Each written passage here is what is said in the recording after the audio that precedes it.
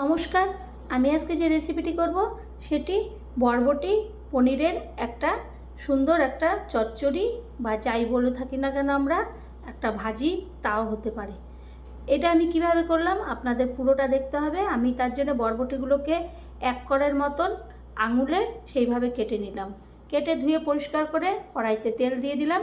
তেল দিয়ে ওই বরবটিগুলোকে ছেড়ে দিলাম। এটাকে আমি প্রথমে ভেজে নেব। এরপরে লবণ দিয়ে দেব হলুদ দিয়ে আমি ভালো করে ভাজা করে নেব। যেরকম আমরা ভাজা খাই বরবটি সেরকমভাবে প্রথমে আমি ভেজে নেব। এইভাবে আমি নাড়তে থাকবো। নাড়তে নাড়তে যখন দেখব ভাজা ভাজা মতো হয়ে গেছে তখন তেল ছেঁকে খুন্তি দিয়ে ওই বাটির মধ্যে আমি তুলে নেব। তা আমরা তো বরবটি দিয়ে বা পনির দিয়ে অনেক রকম রেসিপি করে থাকি। একদিন হলে এরকম একটা রেসিপি করবেন, দেখবে খুবই ভালো লাগবে খেতে। তারপরে বরবটিটাকে আমি পুরো তুলে একটা সাইড করলাম। এদিকে একটা মিক্সিং জার নিলাম আদা, নিলাম টমেটো, নিয়ে একটু জল দিয়ে আমি একটা পেস্ট তৈরি করে নেব। এরপরে এই পেস্টটাকে আমি তৈরি করে একটা সাইড করে আমি রেখে দেব। এরপরে ওই কড়াইয়ের মধ্যে ফোড়নে দেব দারচিনি, এলাচ, লবঙ্গ। এই ফোড়নটা হয়ে গেলে দিয়ে দেব সাদা জিরা। যখন একটু ভাজা ভাজা গন্ধ বেরাবে তখন আমি ওর মধ্যে হলুদ আর লঙ্কার গুঁড়ো দিয়ে দেব।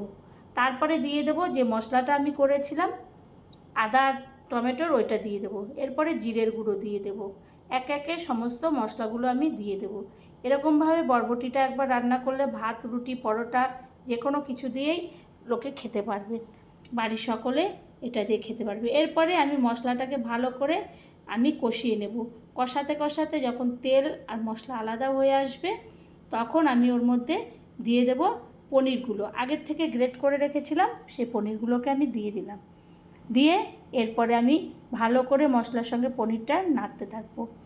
পনিরটা যখন মশলার সঙ্গে ভালোভাবে নাড়াচাড়া করার পরে ওটা একদম সঙ্গে পনিরের সঙ্গে মশলাগুলো এক হয়ে যাবে, কষে যাবে, তখন আমি বরবটিগুলোকে ঢেলে দেব। বরবটিটা ঢেলে আমি ভালো করে নাড়তে থাকবো। এইভাবে যখন মশলাটা একটু শুকিয়ে শুকিয়ে আসবে জল, তখন আমি মিক্সিং জার ধুয়ে জলটা দিয়ে দেব। দিয়ে খুন্তি দিয়ে আবারও ভালো করে নাড়াচাড়া করে একটা ঢাকনা দিয়ে ঢেকে দেব। তো একবার হলে এইরকম ধরনের একটা বরবটি রেসিপি বাড়িতে করবেন নিরামিষের দিনে, খুবই ভাল লাগবে।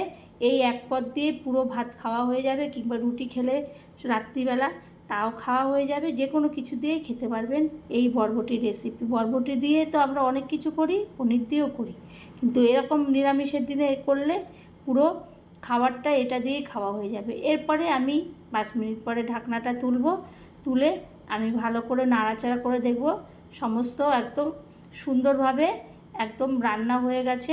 শুকনো শুকনো মতন করলাম, এটা ঝোল করব না। এরপর একটা প্লেটের মধ্যে আমি তুলে নেব। তো খুব অল্প উপকরণে অল্প সময়ের মধ্যে ঝটপট এরকম একটা রেসিপি করলে বাড়ির সকলে খুব আনন্দ করে খাবে। আর বাচ্চারা তো পনির খেতে খুবই ভালোবাসে।